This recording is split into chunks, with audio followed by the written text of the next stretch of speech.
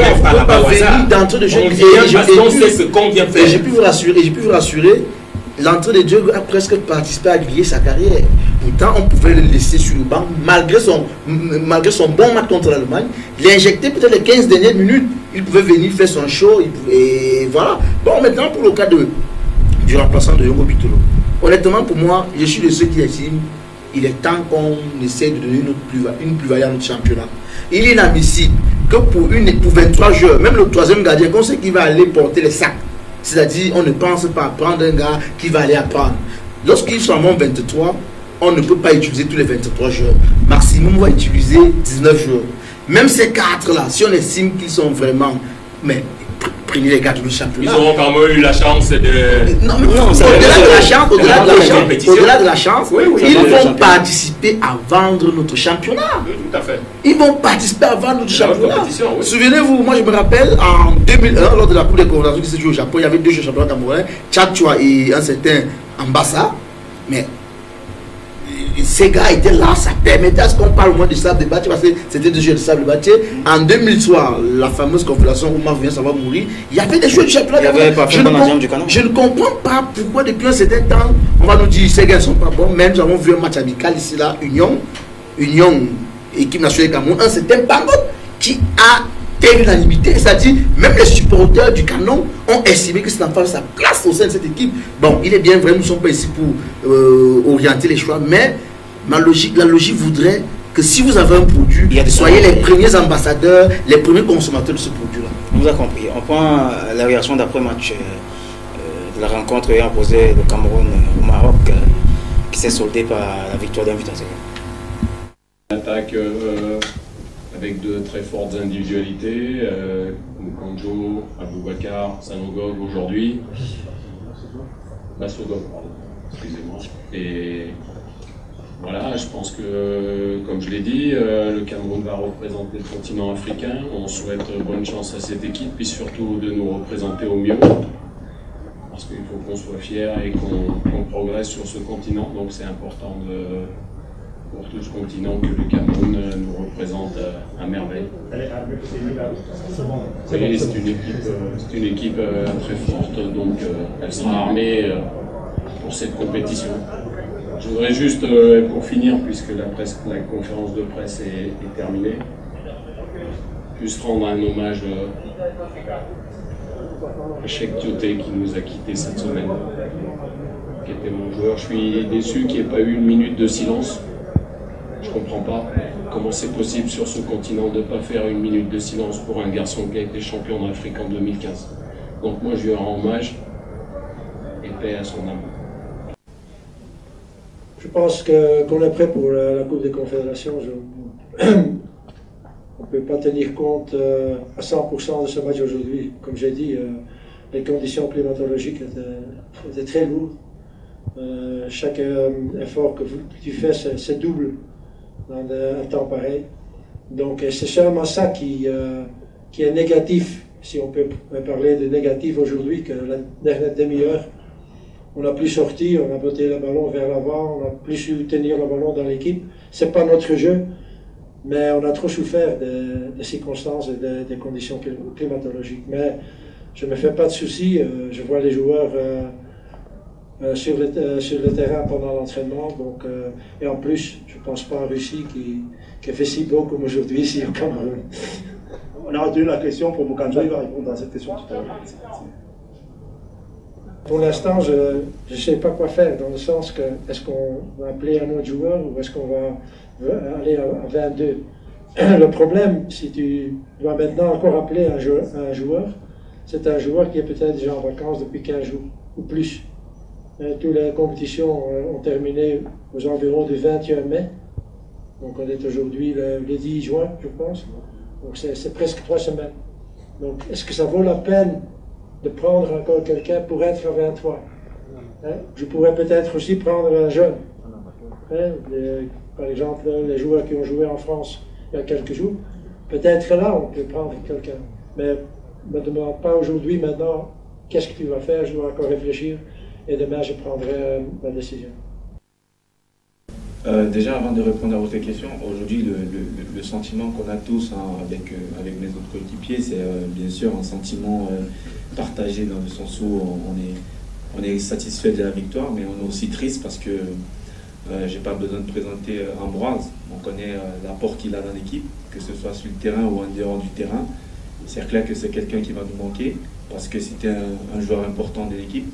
Il nous apportait énormément sur le terrain. Et en dehors du terrain, sa joie de vivre, c'était un peu celui qui animait un peu le vestiaire. Donc on est triste pour lui. Malheureusement, c'est comme ça, c'est la vie. Mais on est de tout cœur avec lui, avec sa famille, je sais qu'ils sont venus nombreux au stade.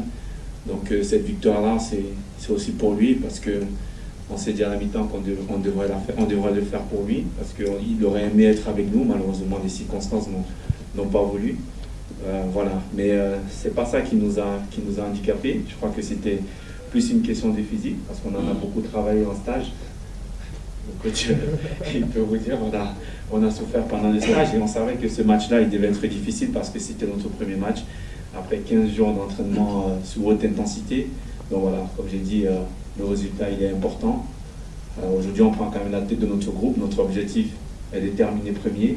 C'est important d'avoir gagné déjà aujourd'hui et puis maintenant ça nous permet de mieux nous projeter pour le match contre la Colombie mardi et bien sûr, bien évidemment, le match de la Coupe des Confédérations.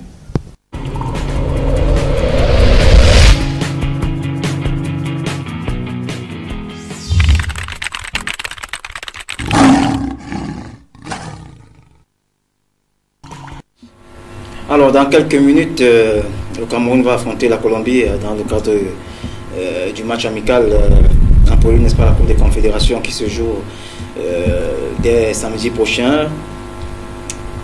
C'est Tchako, la Colombie c'est quand même un gros calibre, à la différence du Maroc dont on a gagné ce week-end. Dans cette équipe, il y a beaucoup de stars et ces stars justement vont évoluer tout à l'heure dans cette équipe. Donc c'est un gros challenge pour Hugo Boss et pour l'équipe nationale, un vrai galop d'essai. Ouais, parler de grosses équipes, je ne vois pas, ils peuvent parler de grosses stars.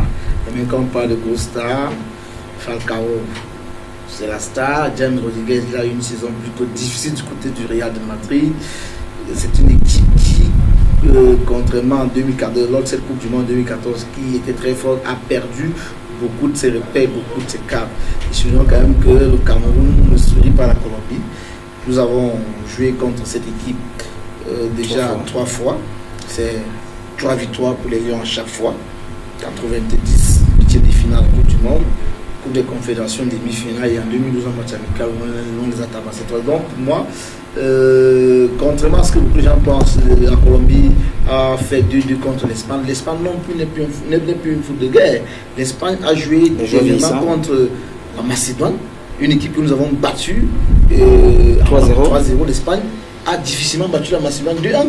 Donc l'histoire où on nous dit la Colombie machin, non, nous avons, comme j'ai dit, contrairement à ce que nous avons une très bonne équipe stable entre les lignes.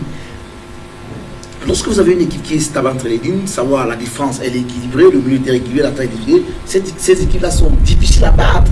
Et, bon, c'est un match amical. Rappelons que les stades de sur le classement FIFA. Oui, ça compte sur le classement FIFA. Oui, les stades de Beauce sont très très belles. Parce que nous avons perdu avec Beauce 2 rencontres uniquement contre l'équipe de France et ce fameux match contre le CIL national de Guinée en Belgique. Donc pour moi, je n'ai pas d'inquiétude. La Colombie, c'est une équipe comme le Maroc. C'est une équipe comme le Ghana. C'est une équipe normale. Ce n'est pas une équipe de nos jours. Honnêtement, il faut que les Camerounais sachent une chose. Le Cameroun a le standard des équipes à battre. C'est-à-dire des équipes où actuellement, lorsque vous allez jouer contre elles, vous devez vous tenir prêt. De nos jours dans le monde, il n'y a pas 10 équipes qui peuvent battre facilement le Cameroun. C'est-à-dire du style, avant d'aller jouer, l'équipe doit déjà compter différemment. Non, il n'y en a pas 10. Vous ne pouvez pas me citer 10 équipes qui peuvent nous battre facilement. Ben, vous savez, on n'est pas parfois pour faire ce soir. Ce niveau déjà lors de la CAN, beaucoup de gens ne croyaient pas à cette équipe. Beaucoup de gens ne croyaient pas à cette équipe. Mais ces enfants ont démontré qu'ils pouvaient. Et les résultats sont juste entre les raisons. Bon, je souhaite encore que beaucoup de gens continuent à ne pas croire à cette équipe. Parce que lorsqu'ils vont venir croiser l'équipe, bon, peut-être ils vont se prendre. Mais je dis pour le match de ce soir, je ne vois pas le Cameroun perdre contre la Colombie. Ok, on vous a compris. Alors avant de vous passer la parole, il y a ce message de Joël. Je ne sais pas si c'est une femme. Bon, ce Joël avait deux allées, ça veut dire que c'est une femme qui pronostique déjà sur la rencontre.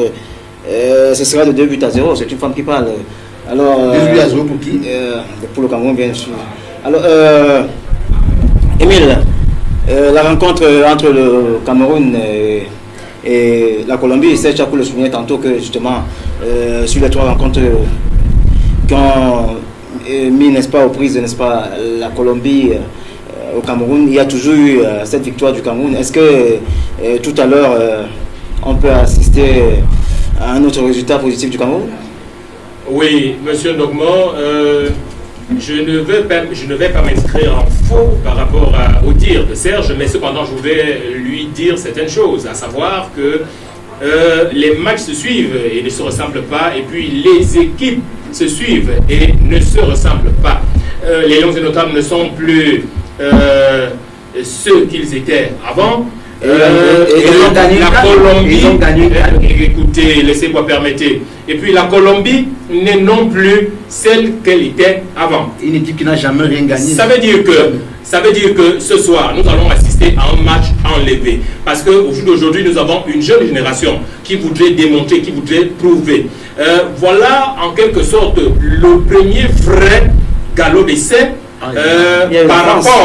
par rapport. Il y a eu la France, il y a eu la CAN, il y a eu l'Égypte. Là, l'enjeu est de taille. L'enjeu est de taille. Vous savez, la Colombie voudrait renverser cette tendance qui veut que... le Cameroun voudrait se pérenniser. Voilà, mais le Cameroun voudrait... C'est la raison pour laquelle je vous dis, nous allons assister à un match enlevé. L'enjeu sera de taille. Et ce sera là une véritable occasion pour Hugo Broos d'aligner peut-être le 11 entrant par rapport à la Coupe des Confédérations qui va se jouer en Russie dans les tout prochains jours. Mais je suis confiant, je me dis que nous avons une génération dynamique, des gars qui veulent démontrer, qui veulent prouver, qui veulent confirmer leur suprématie par rapport à leur titre en Afrique. Et je pense que c'est de ça qu'il sera question à partir de ce soir. Oui, bon, là, comme ce soir, bon, c'est un match amical, oui, peut-être c'est le premier match d'un certain standard qu'on va jouer, mais c'est faux. Le match contre l'Égypte, c'est pas... Tous les matchs de la CAN sont les matchs de grand standard. Parce que ne donnons pas l'impression que...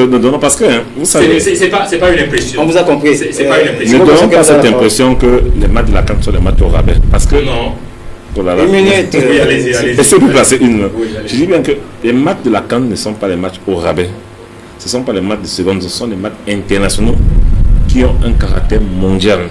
Parce que c'est les équipes que nous avons rencontrées, ce sont les équipes qui ont eu à jouer les 8e de finale de la Coupe du Monde comme le Ghana. Ça, il faut bel et bien le mentionner.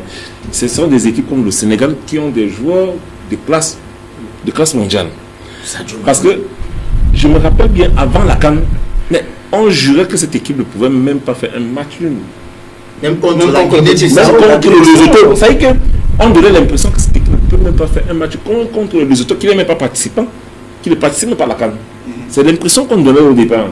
Maintenant, une fois qu'on gagne la CAN, ils trouvent maintenant ce stratagème, ils donnent l'impression maintenant que la CAN, c'est un tournoi au rabais.